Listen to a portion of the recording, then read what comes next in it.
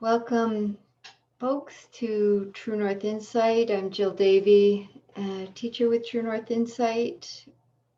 And before we have the little Dharma talk, Dharmat teaching, and practice together, I'd like to start tonight by acknowledging and having a few minutes of silence for this day of remembrance of the Holocaust and the heroism that this day of January 27th is set as a day of remembrance for this Yom HaShoah, I believe is the way to pronounce it. I did listen to recordings how to pronounce that properly, so I hope I haven't done it disservice. I think it's important to acknowledge that this is a day not just for remembrance of the victims of the Holocaust, but also a day of remembrance of the heroism, is how it's titled this day, to acknowledge the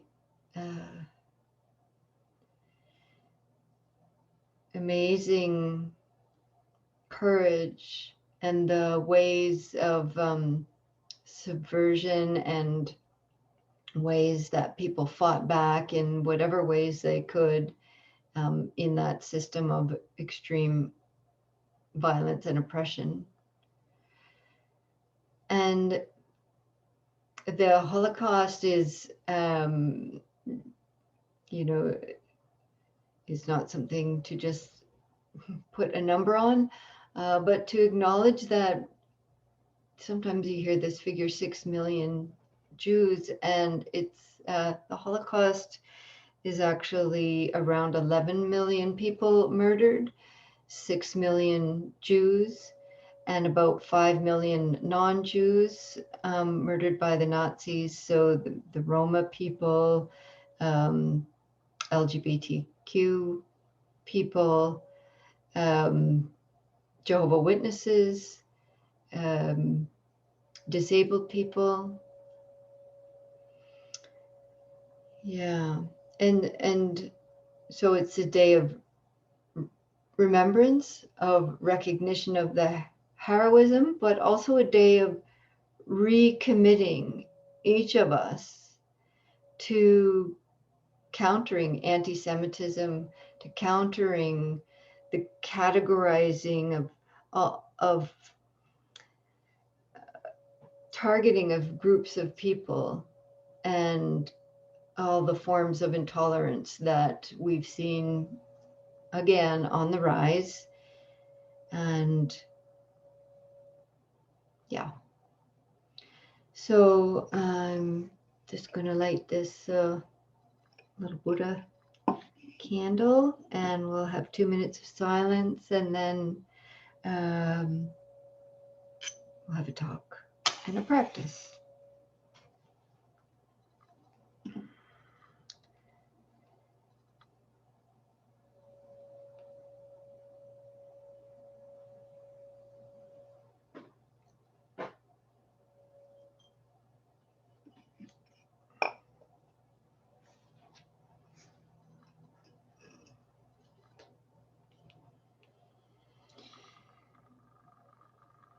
So settling your awareness into your heart, mind,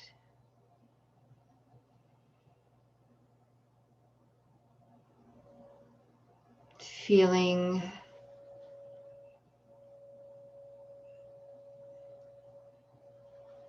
this sense of connection to your ancestors,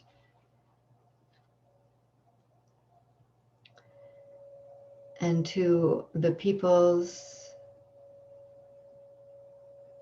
that have been targeted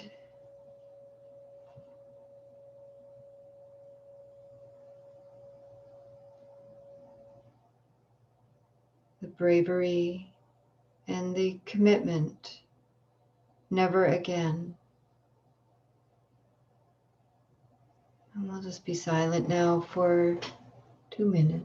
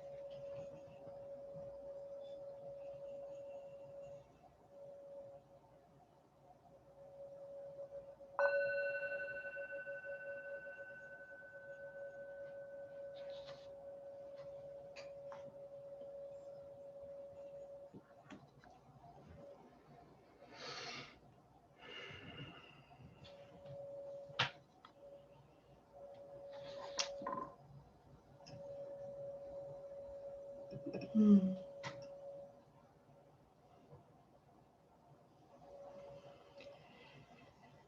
So we were talking earlier in the Zoom group before the recording about our practices and experience and differing degrees of resilience.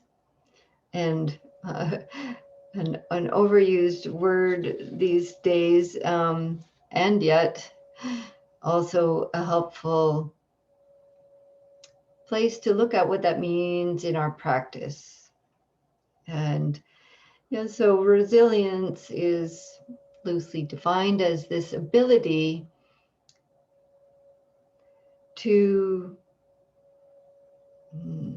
sometimes it's said to bounce back or to recover, to get back on our feet after experiences of adversity, of grief, of stress, of extreme hardship in some cases.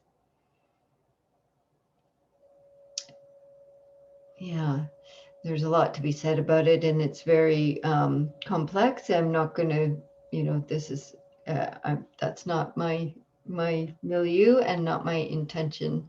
What I'm interested in is what does that mean for us in terms of a meditation practice, and what aspects of practice really support our capacity to begin again, our capacity to carry on, our capacity to recover.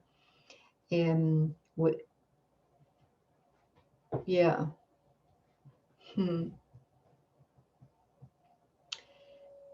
It's a tricky subject because I'm also also sometimes we need to not recover, just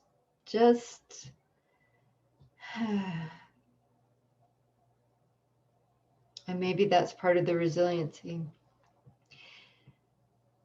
It's not about forcing ourselves to bounce back, but what conditions, what supports and gives rise to our ability to carry on and to begin again. That's what may be helpful to look at, I hope.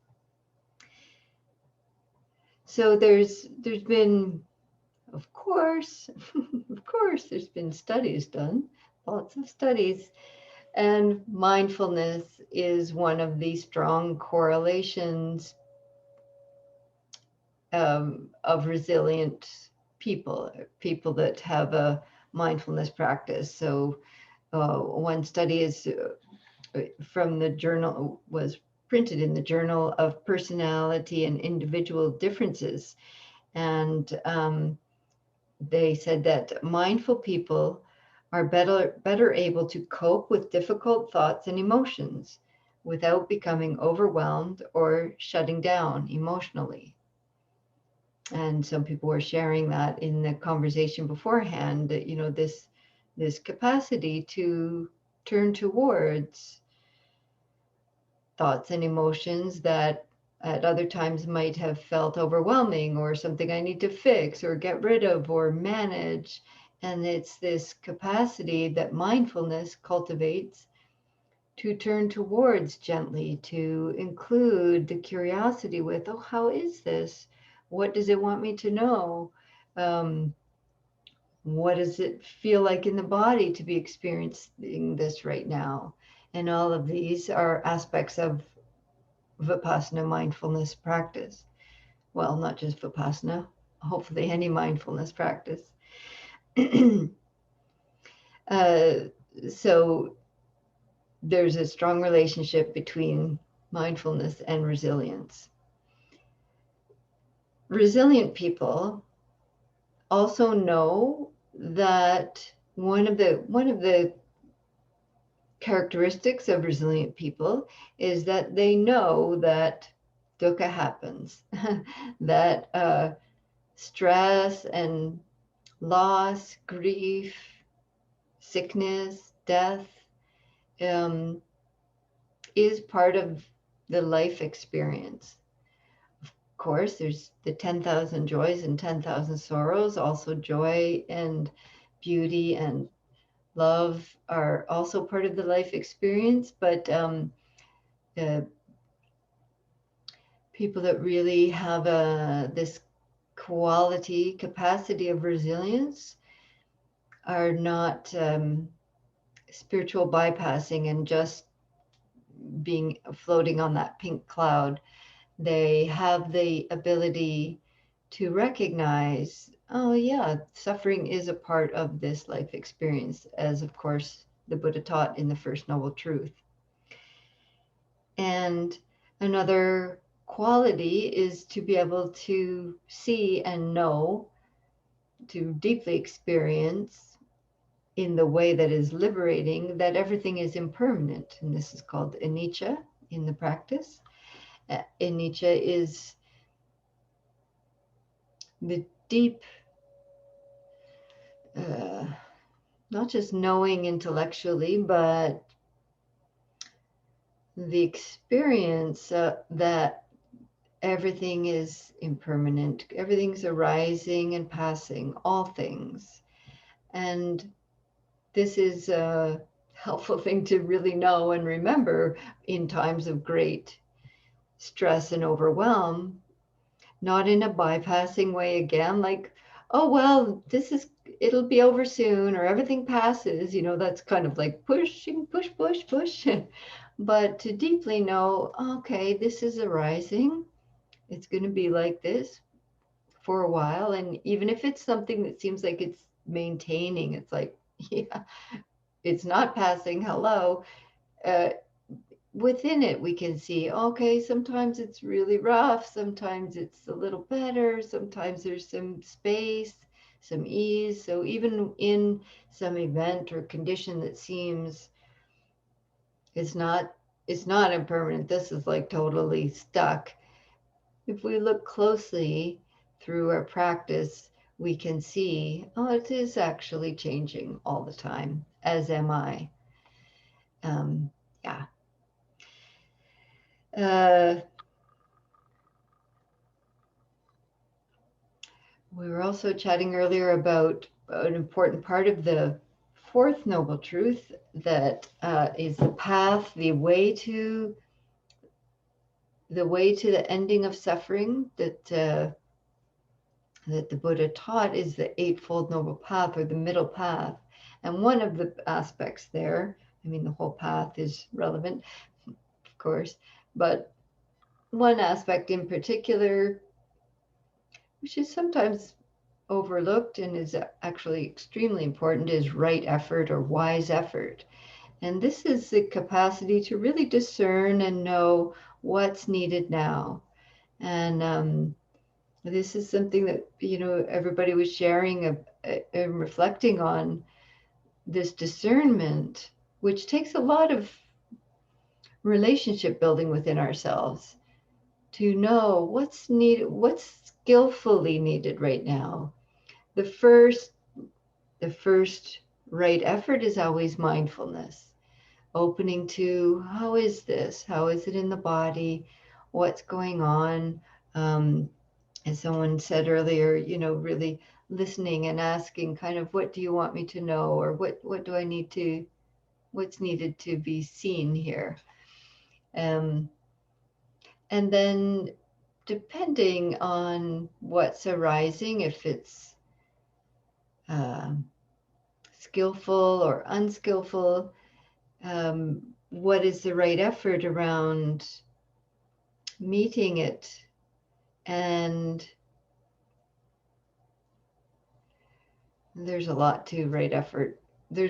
I did a whole series of each of the four right efforts. So those are all on the YouTube channel. If each one is particular and super interesting, I think. But that's me. But yeah, so maybe needing to know, like, when to protect the sense doors, when to just like mm, not take in more information, um, or when to practice cultivate an antidote like metta, or compassion, loving kindness meditation, if we're really caught in an aversive state. Um, yeah, there's a lot with right effort, so this is part of resilience. Um, Another aspect of resilience is the ability to cultivate joy and gratitude. And as sometimes gratitude is called kind of like the fifth Brahmavihara, or divine abode practice. The four of them are loving kindness, compassion, um, resonant joy or sympathetic joy, and equanimity. And gratitude isn't really one of this grouping, but gratitude is kind of an honorary member, that it's a really important way to develop mindfulness and resilience, and the capacity to turn towards what is also joyful, and what we're grateful for, um, has been shown to have great positive results for folks. We know about joy is also one of the Brahmavihara practices. It's mudita, it's called. And this is the practice, it's a formal practice, but also an attitude of developing, cultivating, turning towards joy and inviting it to grow and flourish and to take hold. Because you probably have heard the saying of how negativity is part of this human package. Negative experiences are like Velcro, stick, and positive are like Teflon. So I think what's his name that said that? Rick Hansen, maybe. Anyways,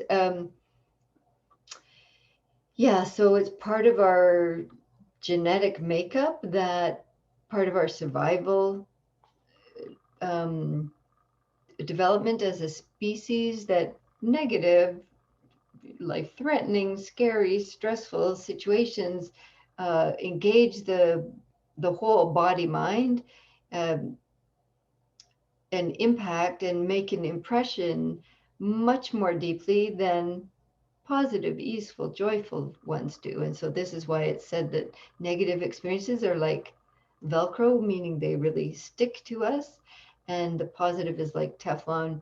And so to stay balanced, we need to really make an effort to cultivate joy and to notice beauty and um, sweetness and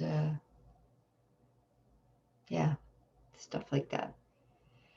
Um, Someone was sharing earlier about in the neighborhood and the school that's nearby, and the kids all did fundraising to buy seeds. And then they have this big chickadee feeder, and if you are patient enough and don't have a barking dog, you can stand there and um, the chickadees will come and land on your hand to feed.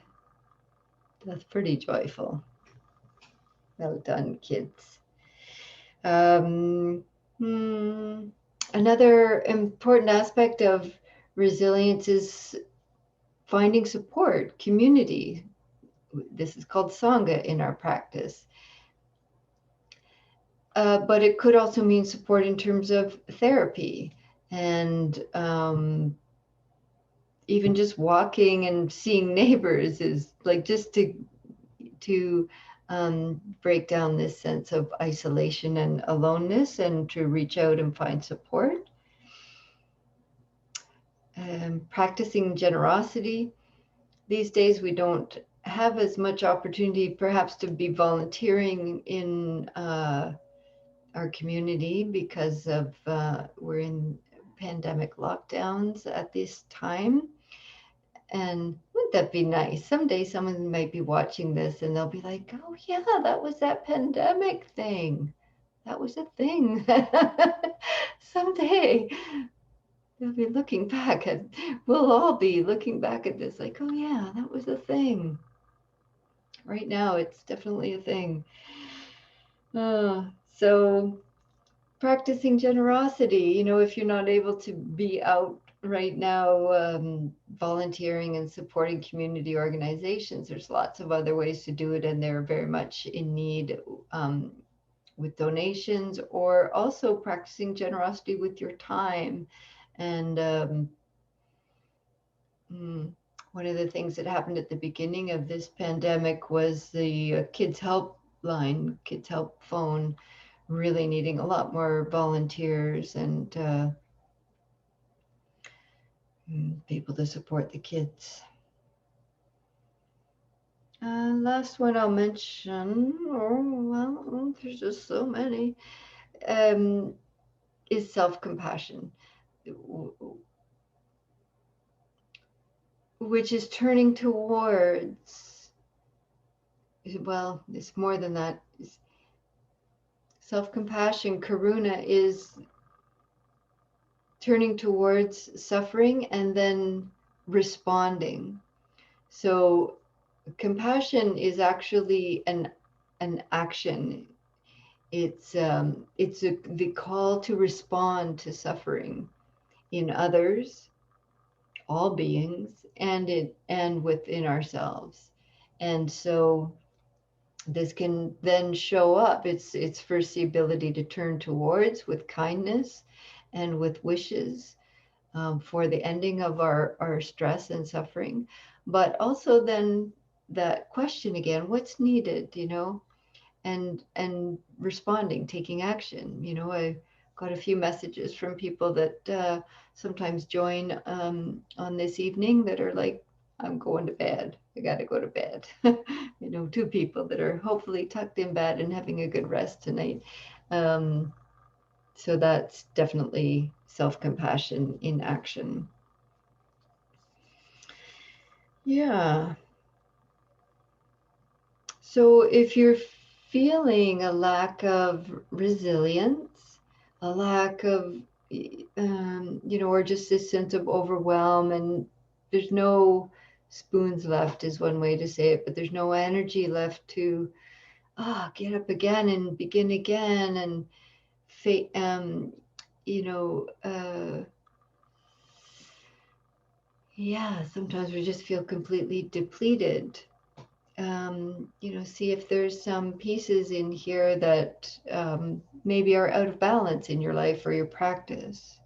Um, and also reach out if you need support. I'm available and I will try to connect you with any supports you need. Um, and we'll help each other. Okay, so we're going to have a practice now, of course. A practice with resilience, cultivation, and self-compassion. And as we go into the practice, I'm going to read a poem by some of you know who, Rosemary Witola Trummer, my favorite poet. So I'll put her poetry link in the chat here. And if you're watching on YouTube, I'll put it down below the YouTube video as well. And this poem is called Considering Resilience, because of course she has a poem right on this topic. Thank you, Rosemary. So part of what we're practicing tonight, attuning to how things are, checking in with our relationship to how things are, and practicing self-compassion may include, what do you need right now? Do you need to dim the lights in your space? Do you need to turn away from the screen? Do you need to lay down? This is your practice time, so please begin your practice with that self-care.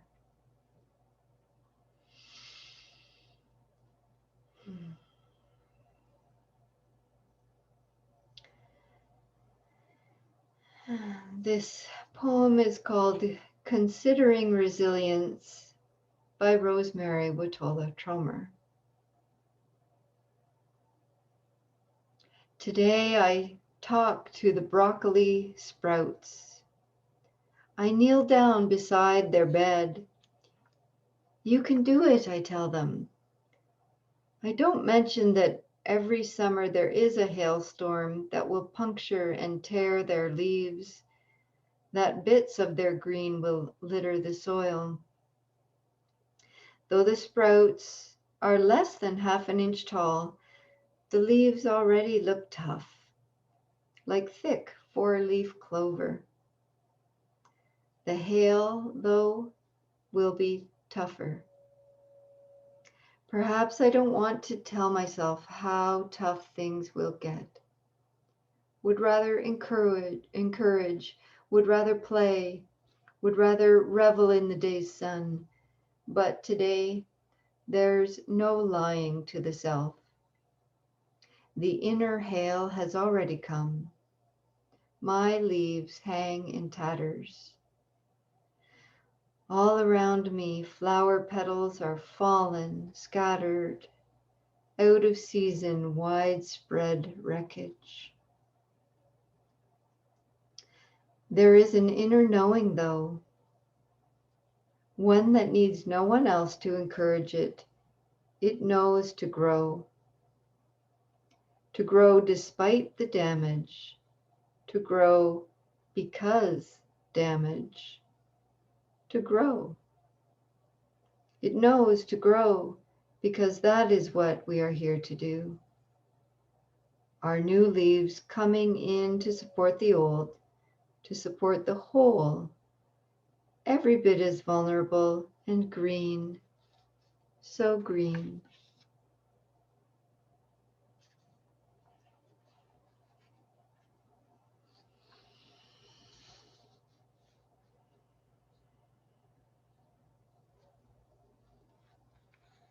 So starting to really relax into your comfortable posture that feels supported and upright. So even if you're reclining, there's a sense of inner wakefulness or inner uprightness.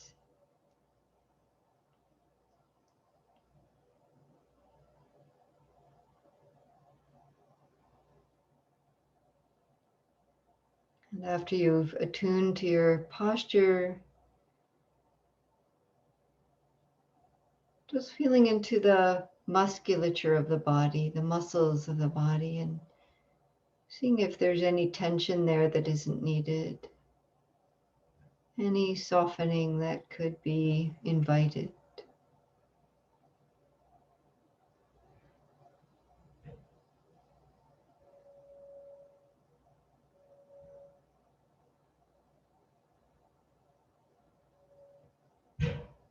Softening, heavy, relaxed, supported.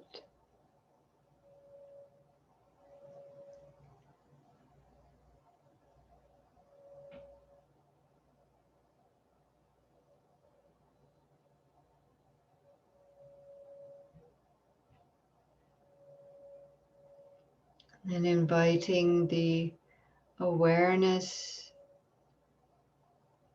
to touch the breath.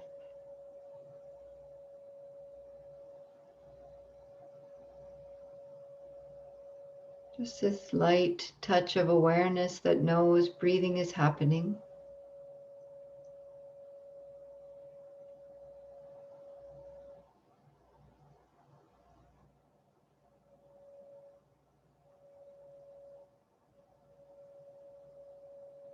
Inviting an experience of calm and ease with the experience of breath.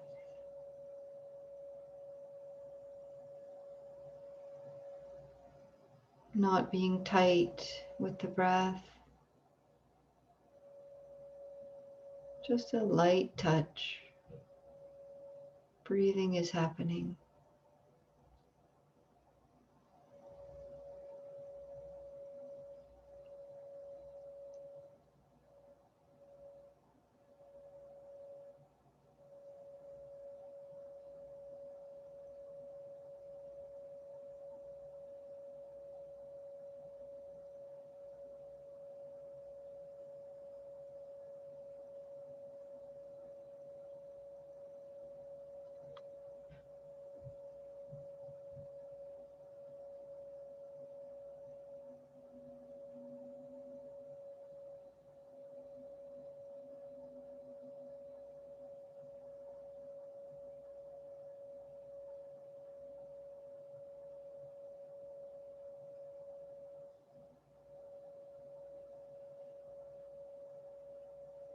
At times, the awareness will move to meet with other objects, thoughts or sensations or memories, emotions.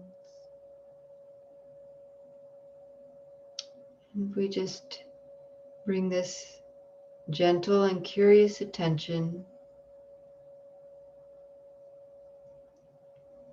and lightly return to touch the breath and rest with the breath. A few more minutes with this, just continuing with calming and stabilizing our attention.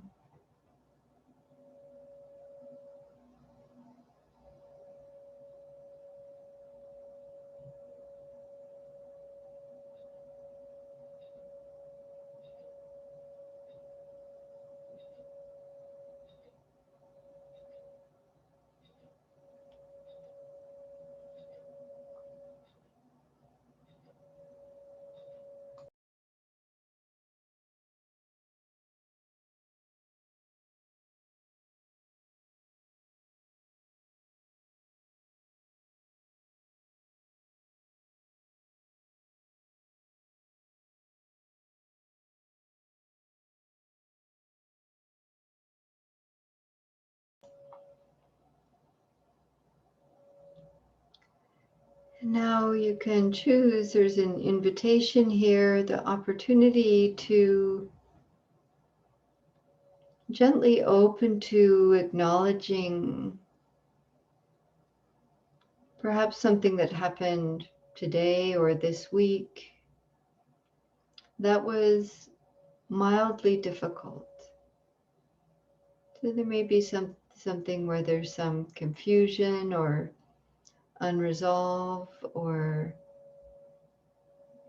slightly challenging in a relationship perhaps, or in the world that's affected you. It's really important that we practice here with something just moderately challenging, not the most challenging.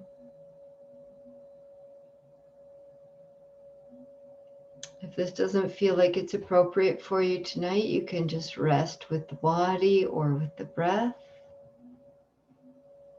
or with metta phrases if you need that.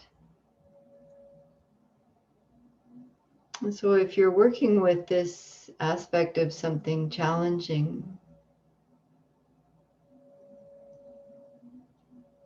just bring your awareness gently to what happened.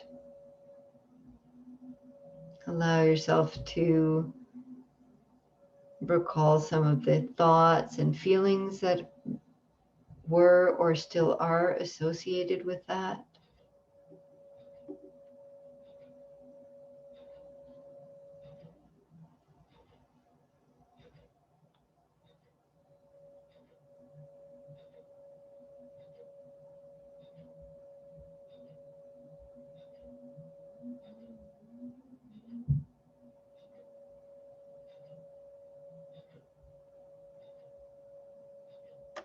If you feel overwhelmed at all, you can open your eyes or take a break.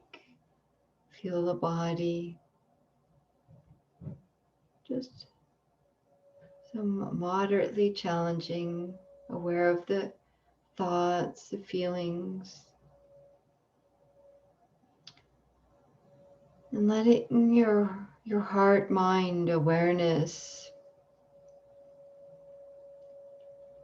remain gently open to this as you continue to breathe, turning towards,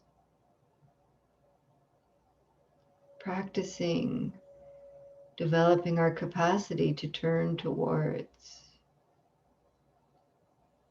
with compassion, with acceptance.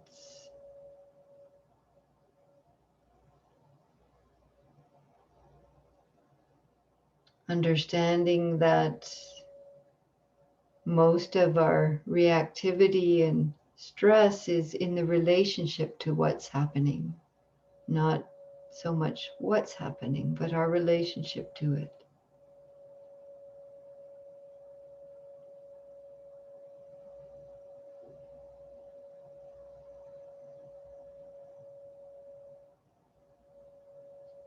So as we turn towards this moderate difficulty, we can now begin to cultivate these phrases of compassion. So you can silently repeat these inwardly to yourself, as much as possible, feeling the invitation, feeling the sensations. May I be kind to myself.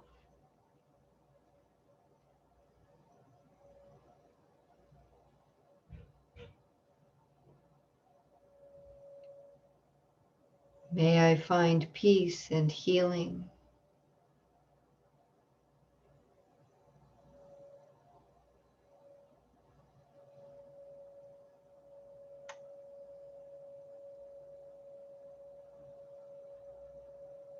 May I remember that I am doing my best, the best that I can in this moment.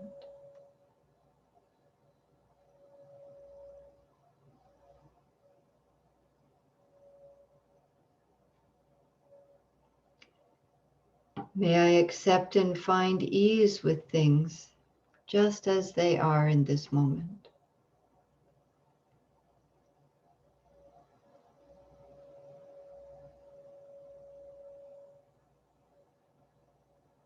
May I be kind to myself.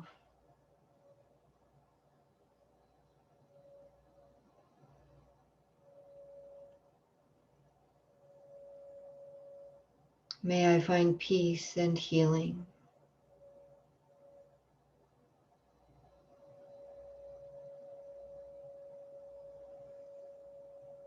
May I remember that I'm doing my best.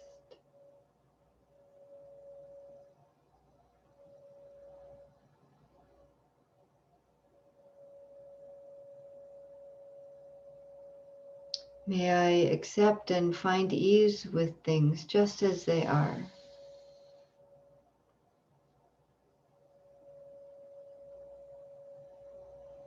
And so you could just now rest with that heartful connection, or repeating phrases in your own words that touch this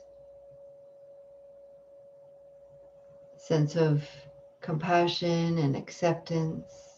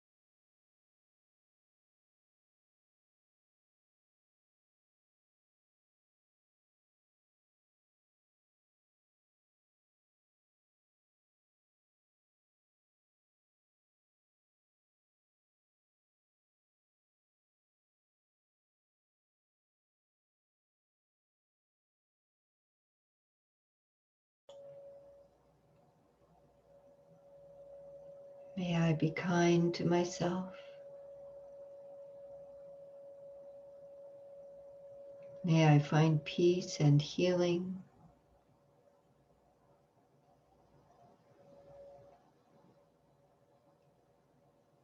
May I remember that I'm doing my best.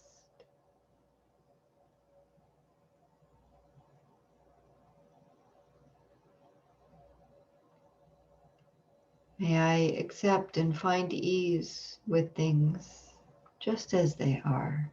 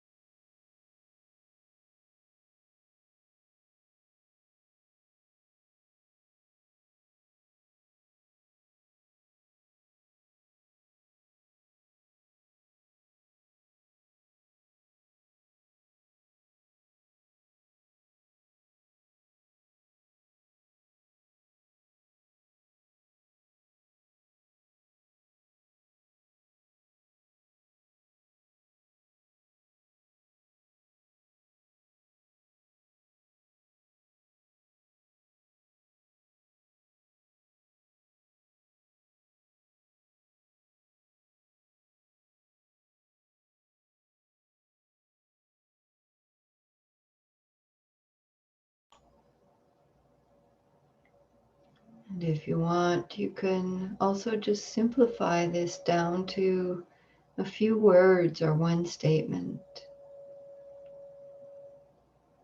And it's more than a statement, it's a cultivation of this heartful quality. So it might be as simple as, may I be kind to myself, or may I be gentle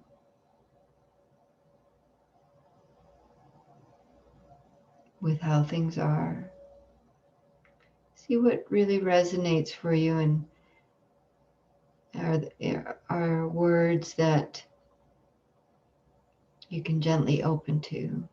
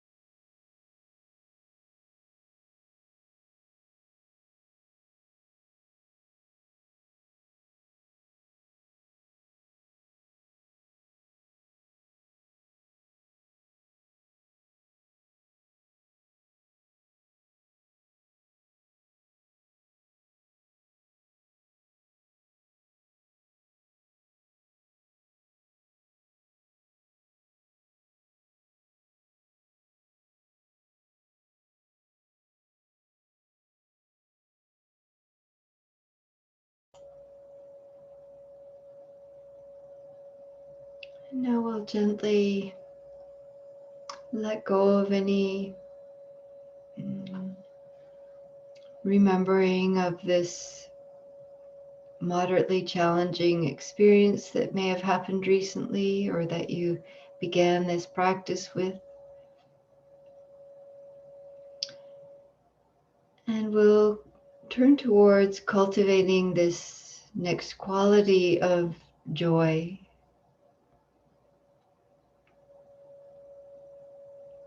So acknowledging or recalling something that maybe was beautiful or joyful, peaceful that you saw or felt or heard about today or this week.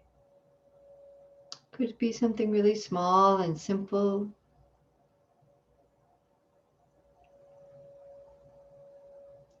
Something beautiful. Something that brings a natural uplift to the heart or the corners of the mouth.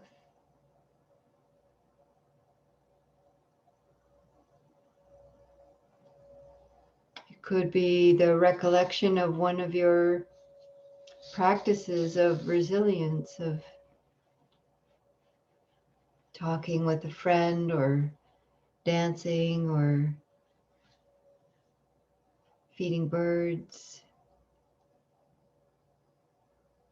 learning.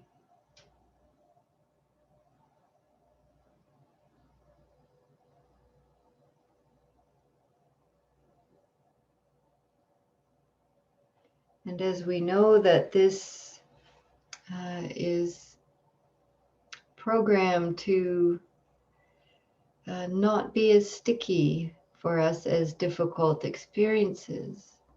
It's sometimes referred to as being like Teflon, that it doesn't really land with us. So we really bring intention here to really feel Really, this recollection of something sweet, beautiful, simple, joyful.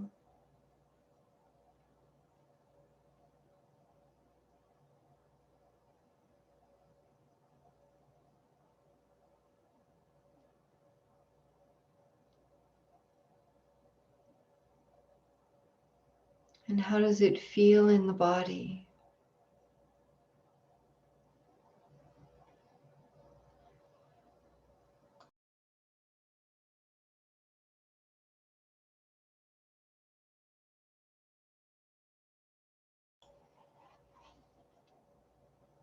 How does it affect the heart mind?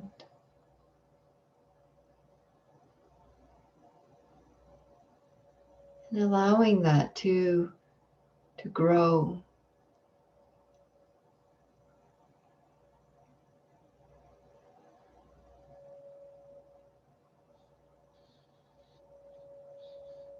If you find it helpful, you can use some phrases.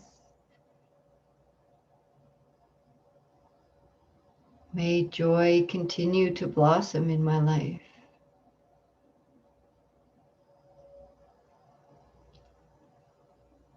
May I remember to turn towards and acknowledge joy.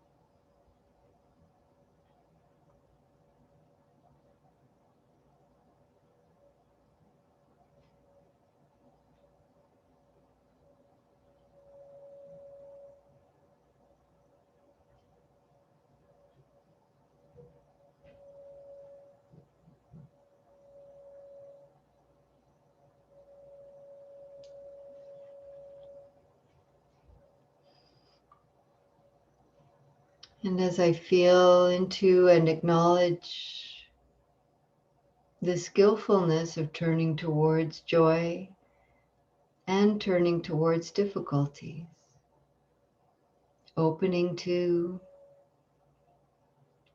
and practicing the right efforts with, I know that how it is for me is also how it is for all beings, that we all experience suffering, that we all are worthy of kindness and joy.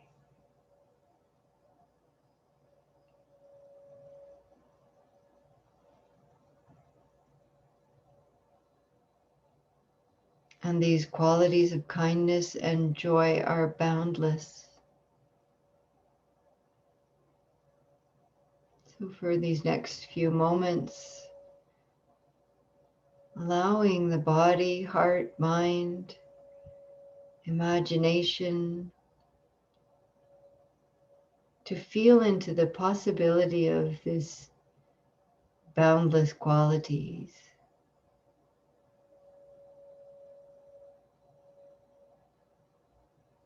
As we wish for all beings everywhere, without exception, to be safe and free from harm. May all beings everywhere find peace and healing.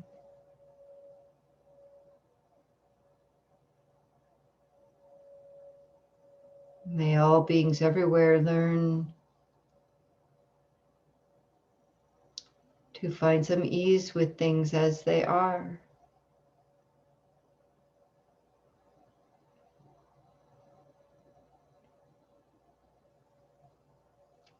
May all beings everywhere be kind with themselves and with each other.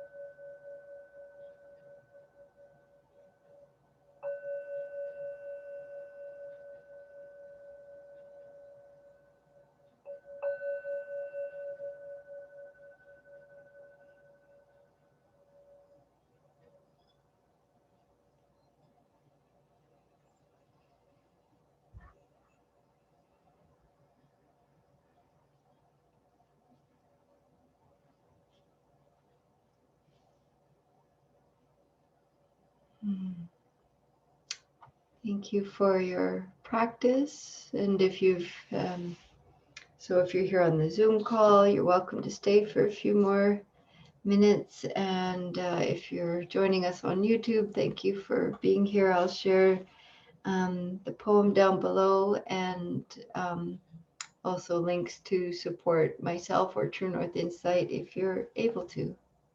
Thank you.